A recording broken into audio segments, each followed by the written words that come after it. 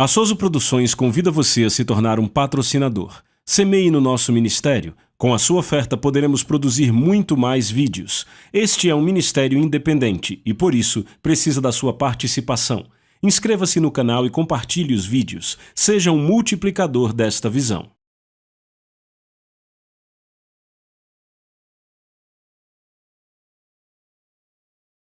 Os versículos usados nos vídeos que traduzimos nem sempre correspondem a versões em português. Muitas vezes precisamos traduzir do original em inglês para fazerem sentido no contexto do vídeo. Aleluia! Você está pronto para isso? Livro de Romanos.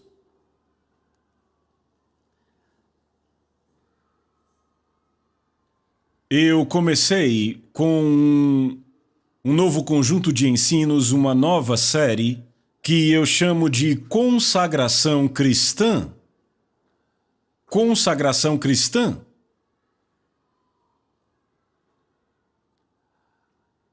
Em Romanos capítulo 6, lendo a partir do versículo 6,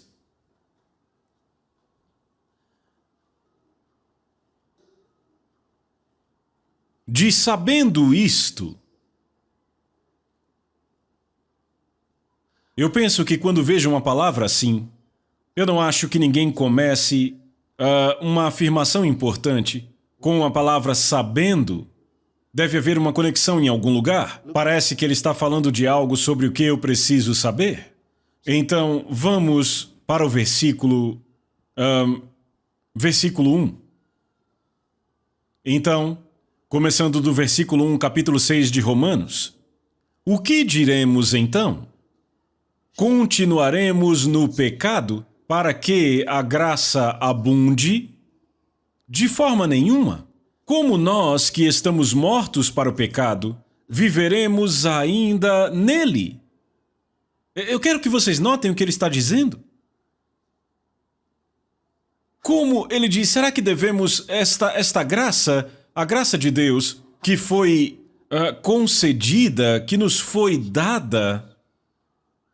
Ele diz, veja, agora que sabemos disso, devemos continuar pecando para que a graça continue agindo? Ele diz, de maneira nenhuma, como nós que estamos mortos para o pecado. Que descrição! Nós que estamos mortos para o pecado. Ou seja, se você nasceu de novo, você está morto para o pecado? Ou isso é real, ou irreal. Mas isso é real. Como nós, que estamos mortos para o pecado, viveremos ainda nele? Não sabeis que todos nós, que fomos batizados em Jesus Cristo, fomos batizados na sua morte? Afirmações fortes.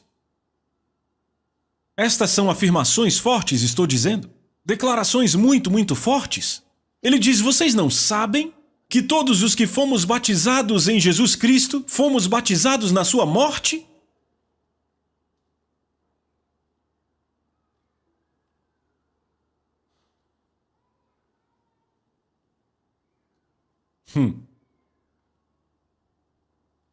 Eu quero saber aqui, quantos aqui foram batizados nas águas? Vocês foram batizados nas águas? Você sabe o significado disso? Você não pode voltar para o mundo. É uma sentença de morte. Voltar para o mundo depois que você foi batizado. Você não volta. Sabe, tem gente que diz, bem, a pergunta delas é, o batismo é obrigatório? Alguns dizem, bem, se você puder, batize-se. Se não puder, não tem problema. É melhor se batizar? É melhor porque a separação final do mundo é o batismo nas águas.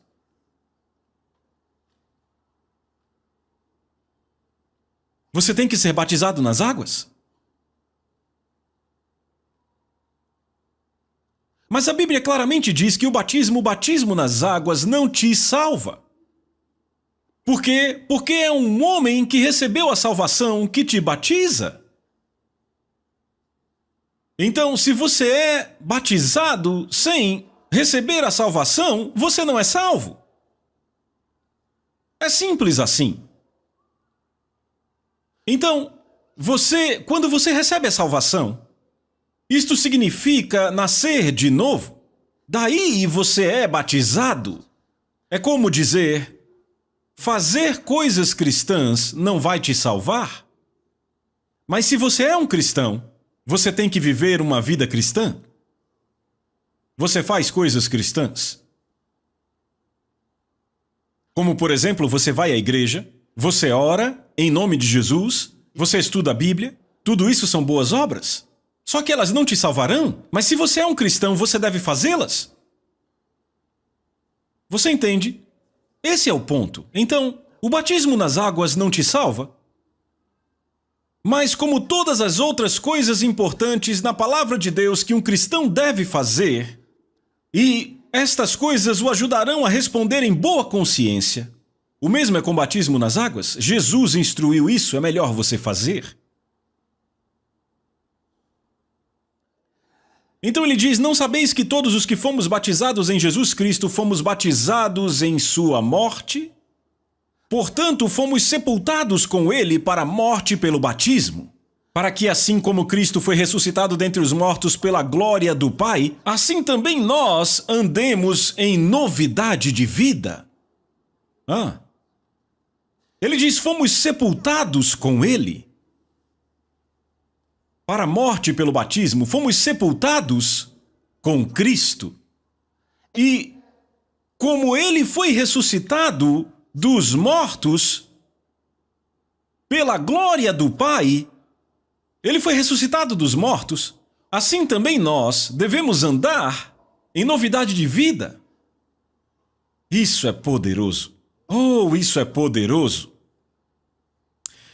Então ele diz, portanto fomos sepultados com ele para a morte pelo batismo, para que assim como Cristo foi ressuscitado dentre os mortos para a glória do Pai, assim também nós andemos em novidade de vida. Porque se fomos plantados juntamente com ele na semelhança da sua morte, também o seremos na semelhança da sua ressurreição, sabendo que o nosso velho homem foi crucificado com ele. Me lembra de uma história que eu ouvi anos atrás. A história conta que um pregador há muito tempo estava lendo esse texto e disse, agora eu entendo. Ele disse, agora eu descobri quem era o pai de Paulo. E disseram, pai de Paulo? E ele disse, sim, eu descobri quem ele era. Porque foi Paulo, você sabe, que escreveu para os romanos, e ele disse, agora eu descobri o pai de Paulo. Então quem era o pai de Paulo? Ele disse, era o ladrão que foi crucificado com Cristo. E disseram, como você chegou a isso? Ora, tá aqui, Paulo disse, o meu velho foi crucificado com Cristo.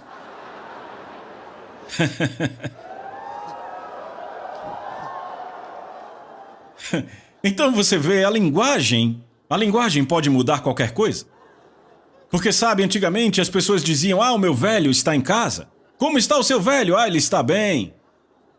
Então ele começou a ler, o meu velho homem foi crucificado com Cristo, e ele, então o velho de Paulo foi crucificado? Muito bem, o seu velho homem aqui não se refere ao seu pai? Vocês estão me ouvindo? Refere-se à sua velha natureza, o homem que você costumava ser antes de nascer de novo. Aleluia! O homem que você era antes de nascer de novo. Esse é o velho homem, a velha natureza. Graças a Deus que ele nos mostra que nós não somos o que costumávamos ser. Agora, ele não está falando sobre nossa atitude, nosso comportamento, as coisas que fazemos, não é disso que ele está falando. Tudo isso depende de quem você é. Ele diz, o homem que você costumava ser está morto. Sabe, muitos de vocês, jovens cristãos, por assim dizer, novos convertidos, ok? Em outras palavras, vocês nasceram de novo, talvez nos últimos 15 anos. Isso é novo.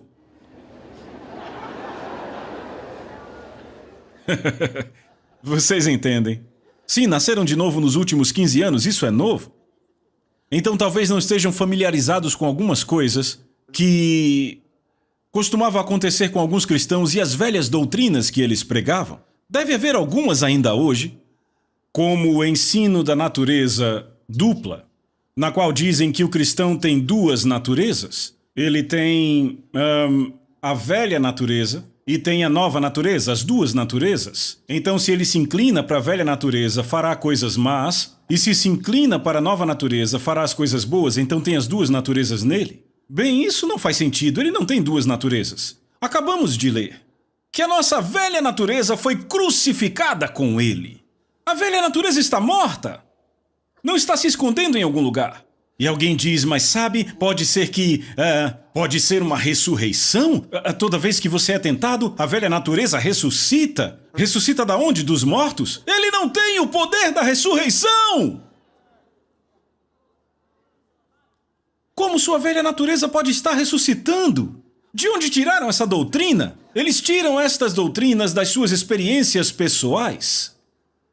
Vem, eles acreditam que houve um tempo em que tudo estava bem, eles eram novas criaturas em Cristo Jesus e de repente estavam sendo tentados nas mesmas coisas que costumavam fazer e disseram, eu achei que tinha ido embora.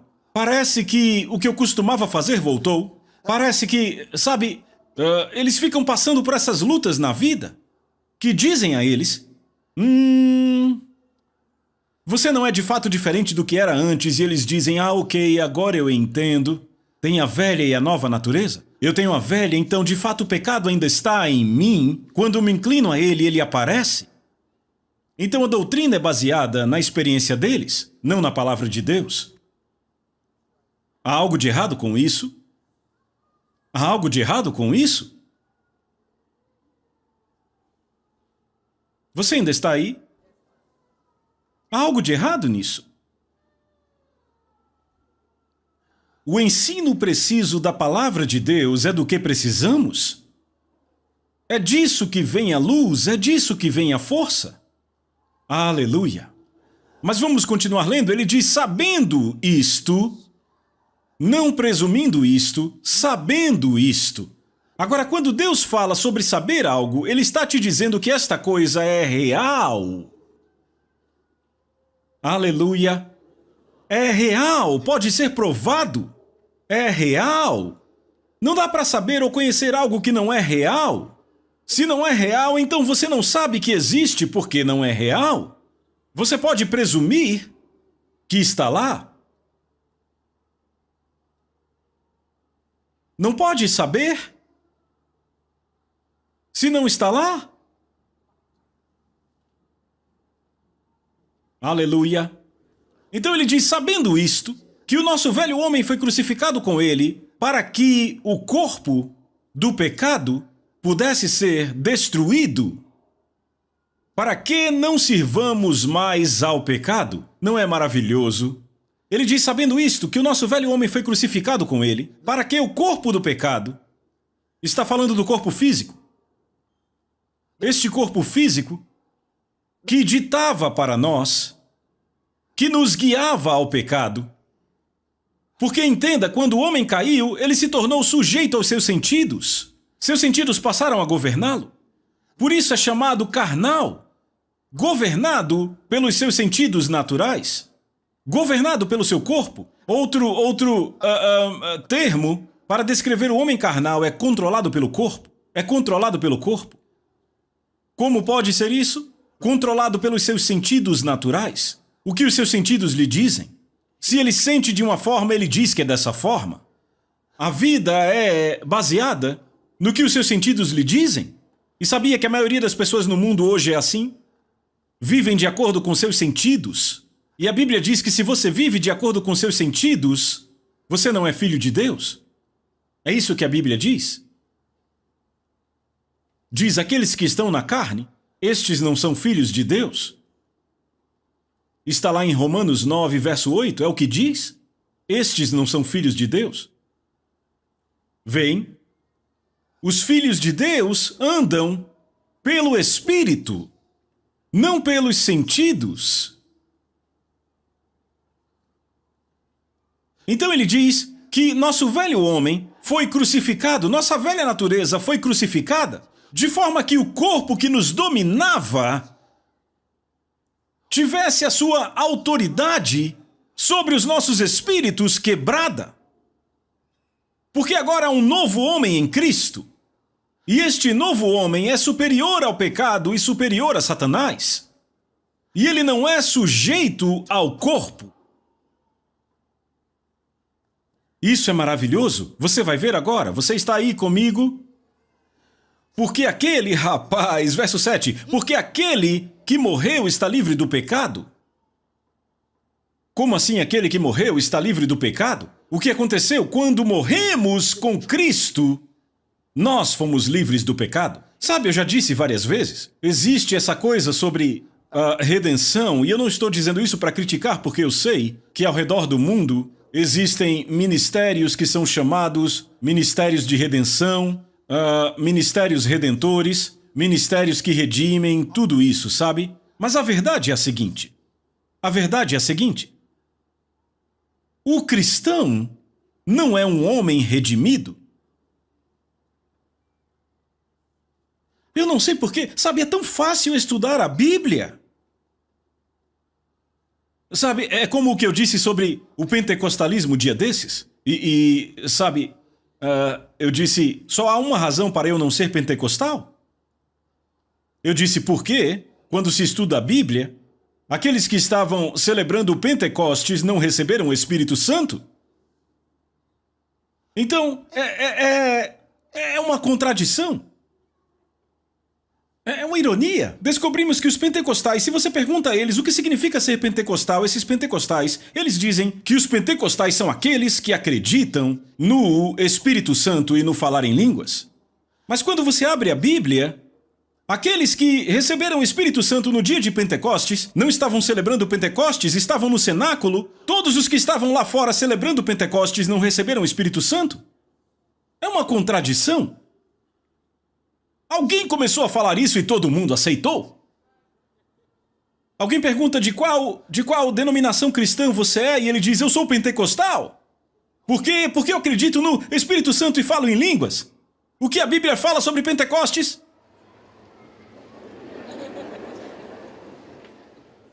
Eles não sabem. Cristãos nunca celebraram o Pentecostes. Nunca o fizeram.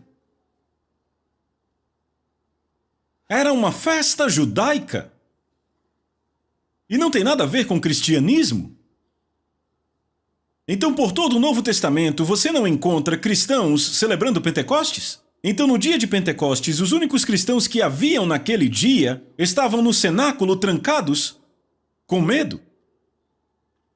Enquanto outros celebravam Pentecostes, o Espírito Santo veio sobre eles, não veio sobre os pentecostais. Veio sobre aqueles que estavam separados do Pentecostes. Você entende? Mas sabe,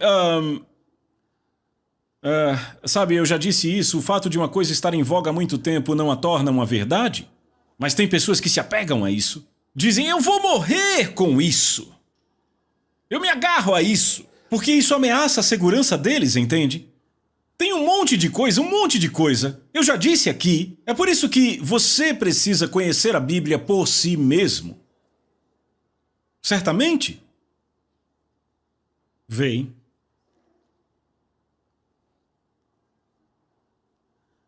Maravilhoso. Então, quando ele morreu, nós morremos com ele. Jesus Cristo. Estávamos lá em sua morte. Então ele diz, porque aquele que morreu está liberto do pecado. Então eu disse, notem que Paulo deixou tudo claro, puro, simples. Ele está dizendo que a morte poderia ser tudo o que era necessário para nos livrar dos nossos pecados. Se a salvação se tratasse apenas do perdão dos pecados, Jesus não precisaria ressuscitar dos mortos. A morte dele foi suficiente. A morte nos libertou, a morte pagou por todos os pecados. Isso é redenção. Mas isso não é o cristianismo. Vê a diferença? É o que Paulo está dizendo. Redenção é salvar um homem pagando o preço. Então Jesus pagou o preço com a sua própria vida. Ele morreu por nós para que fôssemos salvos. Mas isto não é cristianismo. Cristianismo, ouçam, cristianismo ou um cristão não é um homem que foi redimido. A redenção não produz o cristianismo. O cristão não é o homem por quem Cristo morreu.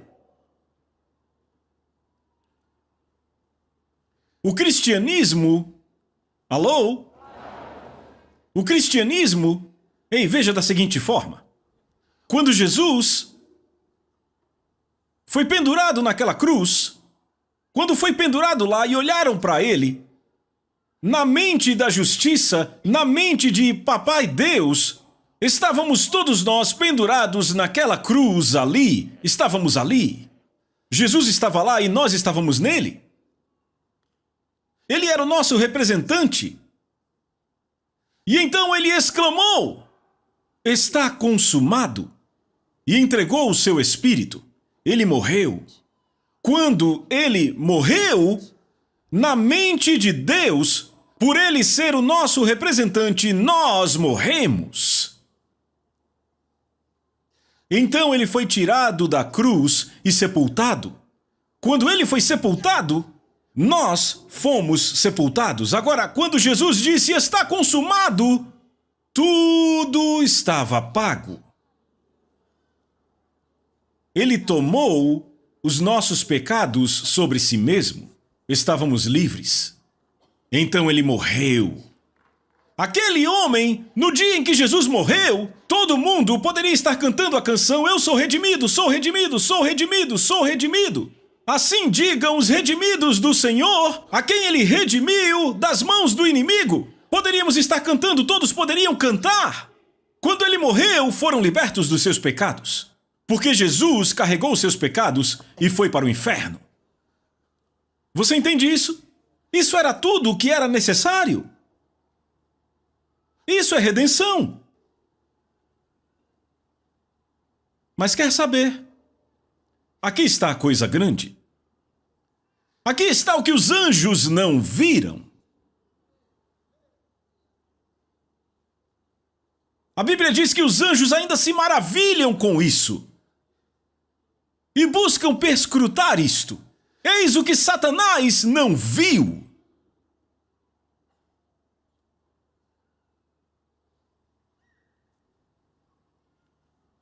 Quando... Vejam. Quando Deus ressuscitou Jesus dos mortos, foi ali onde o cristianismo começou. E eu te digo o que aconteceu. Quando Deus ressuscitou Jesus dos mortos, ele não era mais a redenção. Uma nova vida começou.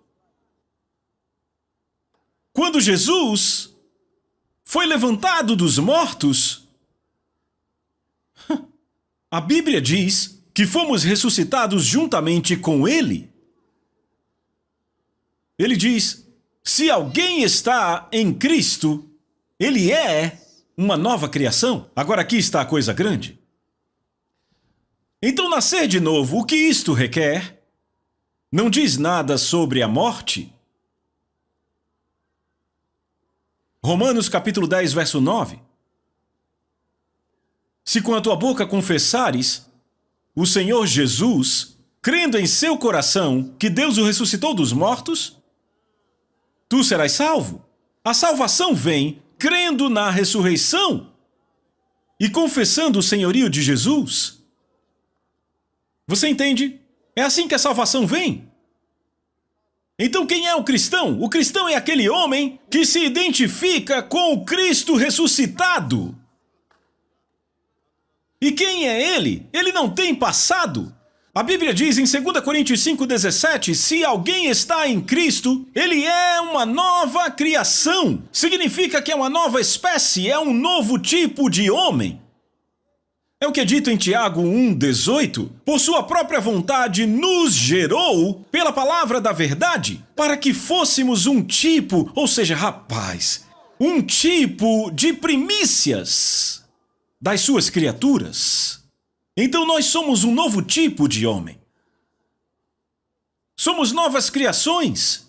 Então foi isso que saiu da redenção. Então a redenção foi estabelecida com a morte de Jesus. O cristianismo vem da ressurreição. Uma nova vida. Você está me ouvindo? Então, morremos com ele, é o que Paulo diz, se cremos que morremos com ele, ele diz, devemos saber que viveremos com ele. Então, qual é a grande coisa a respeito do cristianismo? Foi para isso que você veio hoje? Vamos entrar no assunto? Vamos terminar lendo isso? Veja o versículo 8, você vai gostar. Verso 8. Ora, se morremos com Cristo, cremos que também viveremos com Ele, sabendo que, tendo Cristo ressuscitado dentre os mortos, já não morre. A morte não tem mais domínio sobre Ele. Ei, veja onde estamos indo, isso é maravilhoso. Isso é maravilhoso. Verso 9. Sabendo que, tendo Cristo ressuscitado dentre os mortos, já não morre. Ouça! Cristo, tendo ressuscitado dos mortos, já não morre. Ele diz: a morte já não tem mais domínio sobre ele. Eu disse a vocês algo. Eu disse, toda vez que você lê sobre Cristo, você conhece a si mesmo? Porque nós estamos nele. Entende isso? Ele nunca fala conosco sobre Cristo sem nos mostrar quem nós somos. Para que serve a Bíblia? Ele nos deu as Escrituras para nos informar sobre sua própria mente, para podermos entender a mente de Deus. Sem a Bíblia, você não consegue entender a mente de Deus. Você precisa da Bíblia para entender a mente dele. Esta é a mente de Deus. Ele diz: Cristo, tendo morrido, não morrerá de novo. Você ouviu? Agora veja. Sabendo que, tendo Cristo ressuscitado dentre os mortos, já não morre. A morte já não tem mais domínio sobre ele. Pois quanto ao morrer, ele morreu uma só vez para o pecado. Oh, obrigado, Espírito Santo. Mas quanto ao viver, vive para Deus. Ele morreu para o pecado uma só vez, e Deus o ressuscitou. Morreu para o pecado uma só vez, porque ele foi feito pecado por nós. Foi feito pecado em nosso favor, então? Ele morreu para o pecado, ele pagou o preço uma só vez. E tendo sido ressuscitado dos mortos, a Bíblia diz, já não morre mais. A morte não tem mais domínio sobre ele. O que ele nos diz para fazermos sobre isso? Ele diz para sabermos. Certo? Devemos saber disso. Deve ser o quê? Conhecimento revelado. Porque você não estava lá. Então não é conhecimento dos sentidos. Você não viu. Não vimos quando ele morreu, não estávamos lá. Não tocamos quando ele andou nessa terra. Então não está falando de conhecimento dos sentidos. Fala de conhecimento revelado. Conhecimento revelado. Eu sei porque sei que Cristo Jesus morreu por mim. Eu sei que ele foi sepultado por mim. Eu sei que Deus o ressuscitou dos mortos. Eu sei. Eu sei disso mais do que sei o meu nome. Eu sei. Eu sei. Sabendo que, tendo sido Cristo ressuscitado dentre os mortos, já não morre. A morte não tem mais domínio sobre ele. Oh, glória a Deus!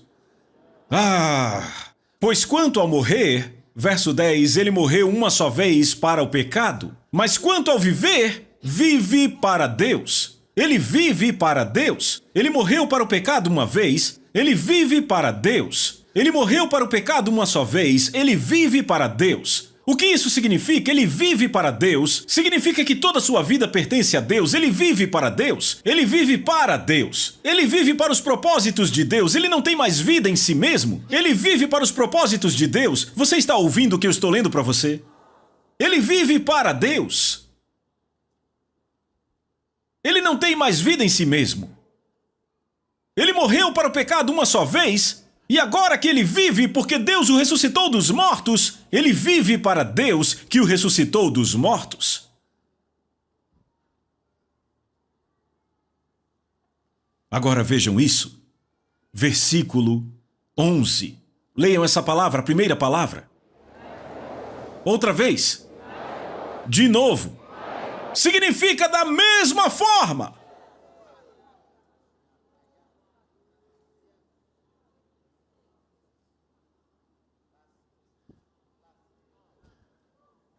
Da mesma forma como Cristo foi tomado para morrer pelos pecados uma só vez e foi ressuscitado dos mortos para viver para Deus, ele diz da mesma forma, também vós considerai-vos mortos de fato para o pecado, mas vivos para Deus em Jesus Cristo nosso Senhor. Oh, glória a Deus! Ele diz considerai-vos. Conte como sendo assim. Quer dizer, conte como sendo assim. Agora, se eu tenho $200 aqui, e eu conto 1, 2, 3, 4, são $200, certo? E eu tenho aqui, em espécie, e aí eu digo, ei, escreva aí, eu tenho $200. Se escrevem $300, foi um bom registro? Se escreve $100, foi um bom registro? O registro correto é escreva $200. Então ele diz, escreva, conte, registre desta forma. E Deus está muito interessado na prestação de contas correta. Por isso que ele escreveu livros. Leia a sua Bíblia. Então ele diz, assim também vós considerai-vos. Conte como sendo assim. Isso significa, para o que Deus vai olhar? Para os registros. O que os registros dizem? Sabe, não importa o que alguém te diz, quando se trata de finanças, lidamos com registros. O que os registros dizem aqui? Então, o que os registros dizem? Bem, de acordo com os registros, este homem morreu. Mas é que eu não senti. Quem está falando de sentimentos? O registro diz que você morreu. Deus diz, registre como sendo assim. Que você morreu para o pecado.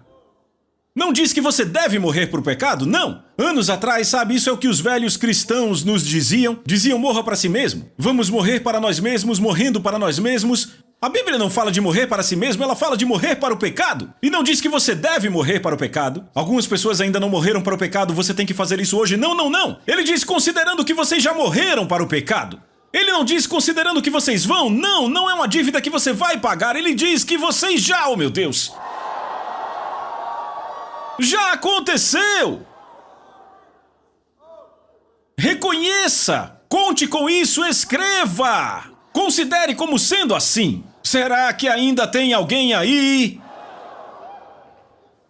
Assim também vós considerai-vos mortos de fato para o pecado, mas vivos para Deus, em Jesus Cristo nosso Senhor, vivos para Deus. Oh meu Deus, isso significa, a vida que eu vivo agora tem que ser para Deus. Eu vivo agora para Deus. Eu estou vivo para Deus. Rapaz, é o que Deus vê a meu respeito, sim. Ele diz, sua vida pertence a Deus. Você vive para Deus. Você morreu, mas agora está vivo. Você morreu, mas agora está vivo. Estava morto, mas agora está vivo. Está vivo para Deus. Morto para o pecado, vivo para Deus. Morto para o pecado, vivo para Deus. Oh, aleluia! Eu estou vivo para Deus. Eu estou vivo para Deus. Eu estou vivo para Deus.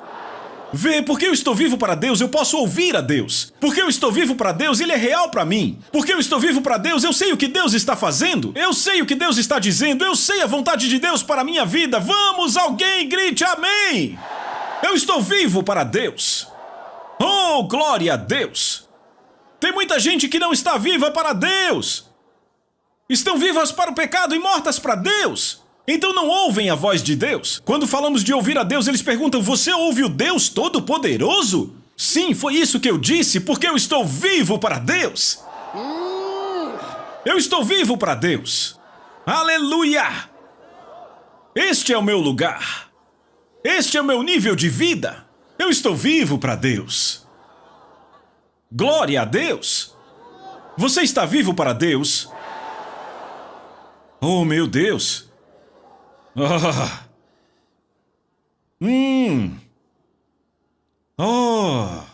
Eu estou vivo para Deus. Obrigado, Senhor Jesus. Eu estou vivo para Deus. Veja, quando você não está vivo para Deus e algo acontece em sua vida, você pensa: onde eu consigo ajuda? Vê, você não está vivo para Deus, então, onde eu consigo ajuda? É a primeira coisa que você pensa: onde eu vou conseguir ajuda? E aí você pega seu telefone e liga para alguém. Sabe, você liga para alguém e... Por favor, estamos numa situação terrível. Estamos com um problema muito sério aqui.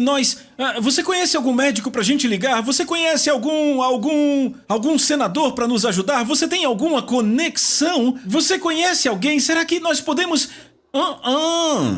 Venha ficar vivo para Deus. Venha ficar vivo para Deus. Sabe, alguém fica balançando a cabeça por causa de algo, alguma situação terrível, talvez um câncer, talvez uma doença terminal, e olha e diz: bem, temos os melhores médicos do mundo. Eu vou ligar para alguns médicos nos Estados Unidos. Sim, tem um... sim, pode ligar para todos os médicos que quiser. As coisas podem não mudar, mas tem um médico para quem você liga que tenha certeza tudo se resolve. Aleluia! Alguém diga aleluia! Eu estou vivo para Deus! Oh, glória a Deus! Aleluia! A Soso Produções convida você a se tornar um patrocinador. Semeie no nosso ministério. Com a sua oferta poderemos produzir muito mais vídeos. Este é um ministério independente e, por isso, precisa da sua participação. Inscreva-se no canal e compartilhe os vídeos. Seja um multiplicador desta visão.